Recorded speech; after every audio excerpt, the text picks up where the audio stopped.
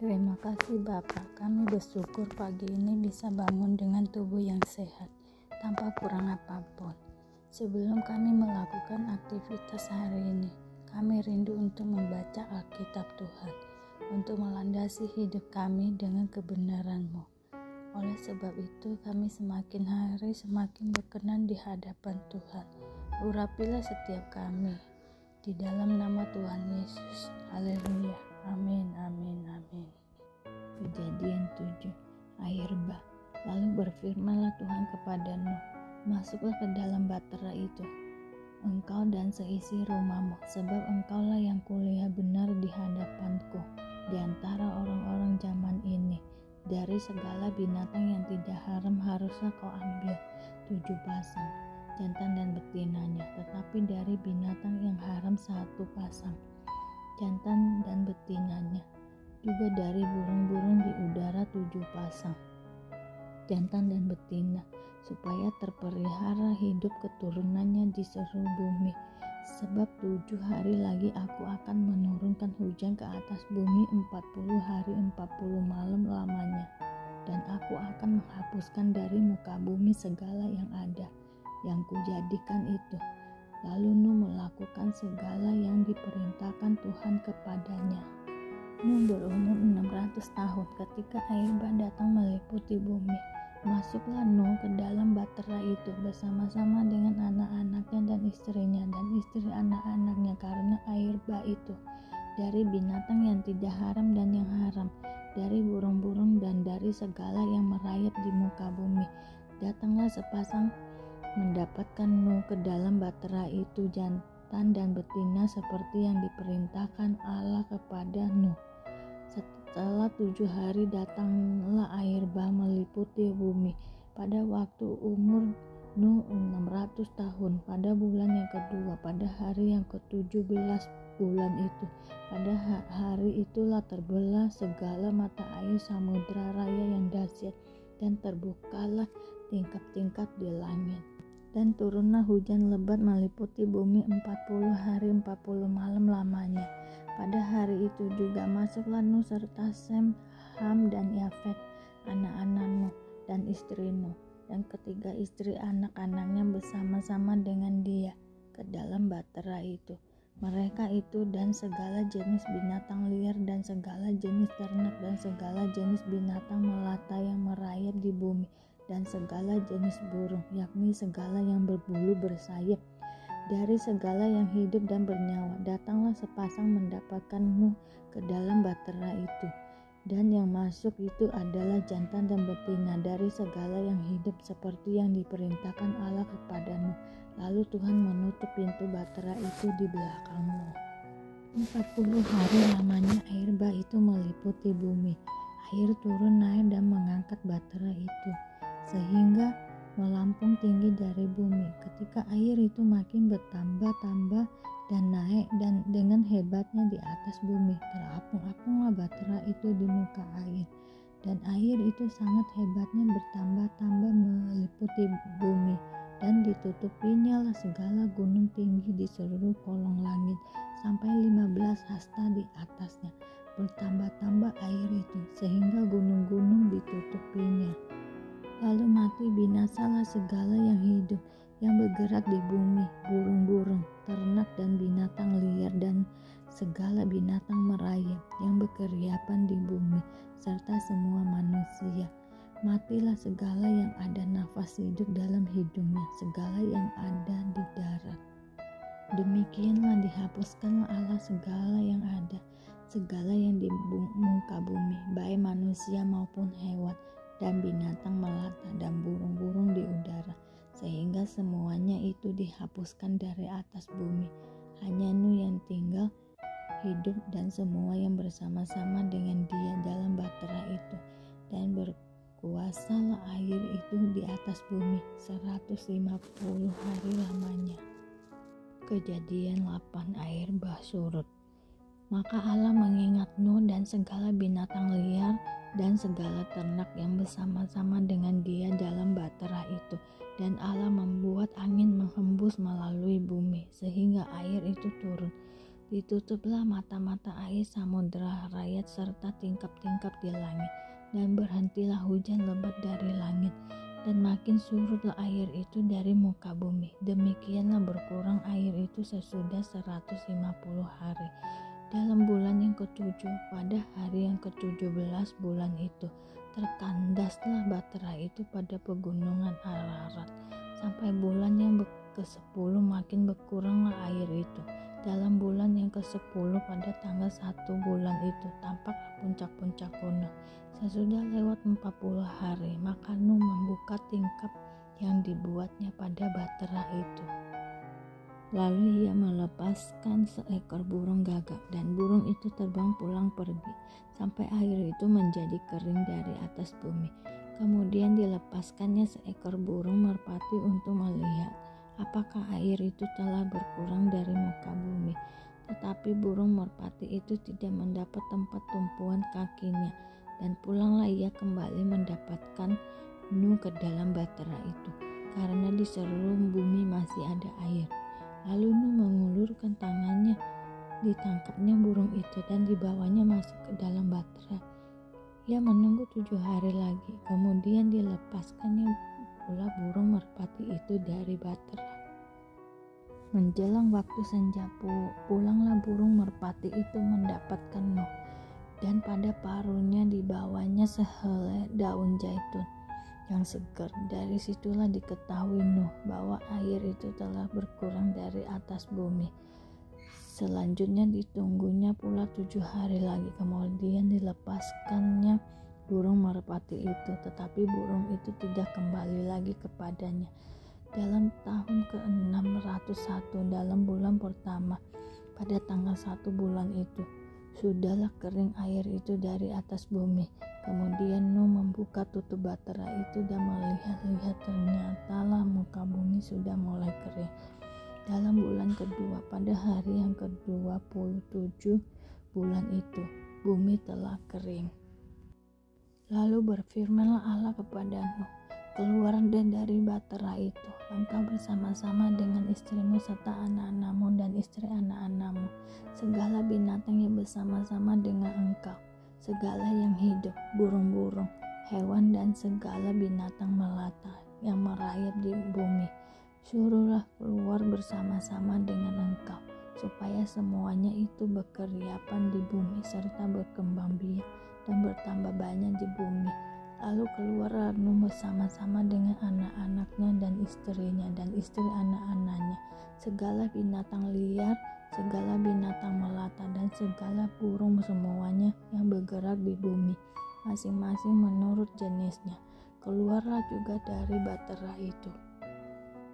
Lalu Nuh mendirikan mezbah bagi Tuhan dari segala binatang yang tidak haram dan dari segala burung yang tidak haram. Diambilnyalah beberapa ekor, lalu ia mempersembahkan korban bakaran di atas mezbah itu. Ketika Tuhan mencium persembahan yang harum itu, berfirmanlah Tuhan dalam hatinya, aku takkan mengutuk bumi ini lagi karena manusia, sekalipun yang ditimbulkan hatinya adalah jahat dari sejak kecilnya, dan aku takkan membinasakan lagi segala yang hidup seperti yang telah kulakukan. Selama bumi masih ada, takkan berhenti-henti musim menabur dan menuai, dingin dan panas, kemarau dan hujan, siang dan malam. Kejadian 9. Perjanjian Allah dengan Nuh. Lalu Allah memberkati Nuh dan anak-anaknya serta berfirman kepada mereka, beranak cuculah dan bertambah banyaklah serta penuhilah bumi. Akan takut dan akan gentar kepadaku segala binatang di bumi dan segala burung di udara, segala yang bergerak di muka bumi dan segala ikan di laut. Ke dalam tanganmu lah semuanya itu diserahkan. Segala yang bergerak, yang hidup akan menjadi makananmu. Aku telah memberikan semuanya itu kepadamu, seperti juga tumbuh-tumbuhan hijau. Hanya daging yang masih ada nyawanya, yakni darahnya, janganlah kamu makan. Tetapi mengenai darah kamu, yakni nyawa kamu, aku akan menuntut balasnya. Dari segala binatang aku akan menuntutnya, dan dari setiap manusia aku akan menuntut nyawa sesama manusia. siapa yang menumpahkan darah manusia, darahnya akan tertumpah oleh manusia. Sebab Allah membuat manusia itu menurut gambarnya sendiri. Dan kamu beranak cuculah dan bertambah banyak, sehingga tak terbilang jumlahnya di atas bumi. Ya bertambah banyaklah di atasnya. Berfirmanlah Allah kepada Nuh dan kepada anak-anaknya yang bersama-sama dengan dia. Sesungguhnya aku mengadakan perjanjianku dengan kamu dan dengan keturunanmu, dan dengan segala makhluk hidup yang bersama-sama dengan kamu, burung-burung, ternak, dan binatang-binatang liar di bumi yang bersama-sama dengan kamu, segala yang keluar dari batera itu, segala binatang di bumi. Maka kuadakan perjanjianku dengan kamu, bahwa sejak ini tidak ada yang hidup yang akan dilenyapkan oleh air bah lagi, dan tidak akan ada lagi air bah untuk memusnahkan bumi. Dan Allah berfirman, inilah tanda perjanjian yang kuadakan antara aku dan kamu serta segala makhluk yang hidup bersama-sama dengan kamu, turun-temurun untuk selama-lamanya. Busur ku taruh di awan, supaya itu menjadi tanda perjanjian antara aku dan bumi. Apabila kemudian ku datangkan awan di atas bumi, dan busur itu tampak di awan, maka aku akan mengingat perjanjianku yang telah ada antara aku dan kamu serta segala makhluk yang hidup, segala yang bernyawa, sehingga segenap air tidak lagi menjadi air bah untuk memusnahkan segala yang hidup. Jika busur itu ada di awan, maka aku akan melihatnya, sehingga aku mengingat perjanjianku yang kekal antara Allah dan segala makhluk yang hidup, segala makhluk yang ada di bumi. Berfirmanlah Allah kepada Nuh, inilah tanda perjanjian yang kuadakan antara aku dan segala makhluk yang ada di bumi. Nuh dan anak-anaknya. Anak-anak Nuh yang keluar dari batera itu ialah Sem, Ham, dan Yafet. Ham adalah bapa Kanaan. Yang tiga inilah anak-anak Nuh, dan dari mereka inilah tersebar penduduk seluruh bumi. Nuh menjadi petani. Dialah yang mula-mula membuat kebun anggur. Setelah ia minum anggur, mabuklah ia, dan ia telanjang dalam kemahnya. Maka Ham, bapa Kanaan itu melihat aurat ayahnya, lalu diceritakannya kepada kedua saudara di luar. Sesudah itu Sem dan Yafet mengambil sehelai kain dan membentangkannya pada bahu mereka berdua. Lalu mereka berjalan mundur. Mereka menutupi aurat ayahnya sambil berpaling muka, sehingga mereka tidak melihat aurat ayahnya.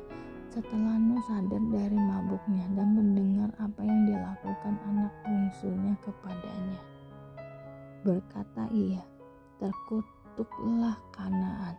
Hendaklah ia menjadi hamba yang paling hina bagi saudara-saudaranya. Lagi katanya, terpujilah Tuhan Allah Sem, tetapi hendaklah Kanaan menjadi hamba baginya.